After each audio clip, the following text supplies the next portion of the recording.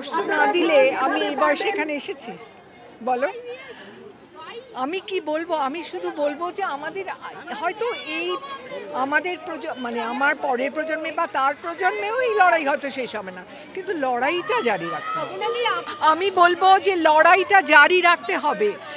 মানে হয়তো আমাদের জীবদ্দশায়, আমার পরের প্রজন্মের জীবদ্দশায় আমরা হয়তো এই পিতৃতান্ত্রিক ক্ষমতার শেষ দেখতে পাবো না, কিন্তু লড়াইটা থামালে চলবে না। আমরা যেন সেই ফাঁদে না পড়ি। রাজনৈতিক দলরা নিজেদের মধ্যে খেয়েই করছে, সেটা আমি শুধু বলতে পারি ছি, একেবারে ভেতর থেকে আমি ধিক্কার জানাচ্ছি সেটাকে। কিন্তু আমাদের প্রতিকার তো সাধারণ মানুষ চাইবে। সাধারণ মানুষ, সাধারণ নাগরিক, আমাদের তো একটা অধিকার আছে। আমরা তো করদাতা, আমরা কেন আমাদের দাবি ছাড়বো? তদন্ত চলছে, আশা করি আমরা একটা সুবিচার পাবো, কারণ বিশ্বাস আমাদের রাখতেই হবে। বিশ্বাস না রাখলে এনার্জি ধরে রাখতে হবে। Justice for শুধু আরজিকর নয়, justice for RG Kar and ensuring the safe working space for all women সব জায়গায়। সাধারণ নাগরিক হিসেবে আমরা আজকে সবাই রাস্তায়, যাদের আমরা সবাই বুঝতে পারছি প্রচুর মানুষ ইনভলভ এই পুরো ঘটনাটাতে। 22 দিন হয়ে এসছে, এখনো তার কোনো সুরাহা হয়নি।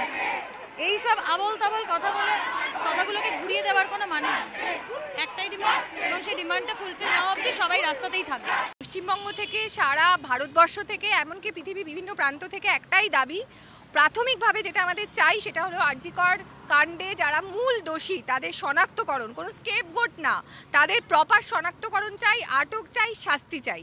এবং যারা অথরিটি তারা যদি ভেবে থাকেন, পুলিশ প্রশাসন যদি ভেবে থাকেন যে আমরা কদিন বাদে ঝিমিয়ে পড়বো, পুজো এসেছে বলে আমরা নতুন জামা পরে আনন্দ করবো এবং আমি পুরো ব্যাপারটা ভুলে যাব, আপনাদের সতর্ক করে দিচ্ছি, আমরা অতন্দ্র প্রহরীর মতো প্রহরায় থাকবো। আমাদের তো দাবি চলতেই থাকবে, আমাদের প্রোটেস্ট চলতে থাকবে। এবং এমনও হতে পারে যে হয়তো দুটো দাবি মেটানো হয়ে গেল, বাকিগুলো যখন বাকি রয়েছে, তো সেগুলোর জন্য কিন্তু আমাদের কণ্ঠরোধ করা যাবে না, কারণ এই প্রতিটা অধিকার আমাদের প্রত্যেকের নাগরিক অধিকার। চুপ করে গেলে বা কি হবে বিচার চেয়ে, এই তো অবস্থা, কবে আসবে, কি হবে, এইসব ভেবে ডিমোটিভেটেড হয়ে বা ঝিমিয়ে পড়লে চলবে না।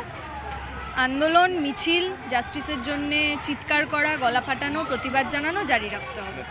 অ্যারেস্ট করা হয়েছে এইটাই নানানভাবে ইনিয়ে বিনিয়ে বলা হচ্ছে।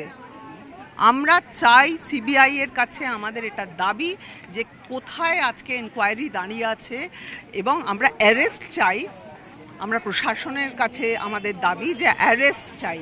আমরা চাই যে কোথায় আজকে এনকোয়ারিটা দাঁড়িয়ে আছে, যাতে আমরাও বুঝতে পারি যে মানে অ্যাটল জাস্টিস পাওয়ার জায়গাটা কতটা দূরে আছি আমরা। আর আমি এখানে এসেছি একজন সাধারণ মানুষ হিসেবে।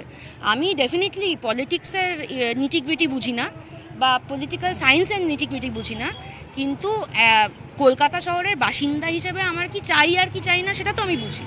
তো আমি সেটা নিয়েই প্রথম দিন থেকে এসেছি এবং এখনও সেটা নিয়েই আছি। সিবিআই কী করছে, ঠিক করছে না, ভুল করছে, মমতা ব্যানার্জি কী করছেন, কুণাল ঘোষ কী বলছেন, কোয়াইট অনেস্টলি এগুলো আমার কনসার্ন নয়। কারণ ওনারা কিছু বললেও সেটা আমার জীবনে যে আলাদা করে কিছু এসে যাবে তা না, ওনারা কিছু না বললেও কিছু এসে যাবে না। কিন্তু মানে একজন সচেতন নাগরিক হিসেবে বাড়িতে বসে ঘুমোতে তো পারবো না যখন বাকি সবাই হাঁটছে, আমিও হাঁটতে এসেছি। আজকে মানুষ আর পারছে না, মানুষের দম বন্ধ হয়ে গেছে।